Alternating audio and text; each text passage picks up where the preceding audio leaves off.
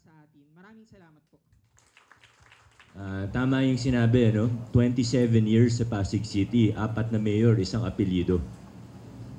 Naniniwala ako panahon na ngayon para sa pagbabago sa aming lungsod. At kung mapuntahan po ninyo yung mga barabarangay namin, talagang maraming sumisigaw ng pagbabago sa aming lungsod. Naghahanap ng, hindi pagbabago ng muka, hindi pagbabago ng pangalan lang, kundi pagbabago ng sistema. So yun yung magiging mensahe natin sa darating na kampanya, parating ang eleksyon. Hindi tayo humihingi ng pagbabago ng mukha o pangalan, ng pagbabago ng sistema. We don't have any official candidate for vice mayor. Our incumbent is already running for his 3rd term and we're in very good terms. For councilor, we also decided not to come up with a full slate for the simple reason that we're confident that we can work with anyone. Whoever wins in May, we can work with them come July.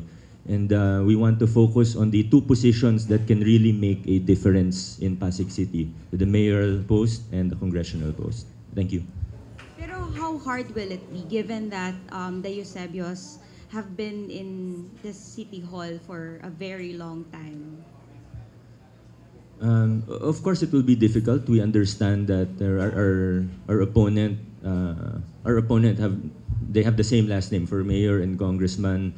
They're brothers, ano? So we know that they have the machinery, they have the resources, but I think we have the message for change, and I believe that the message for change, for positive change in our city, is much stronger than any machinery or any resource that they might have.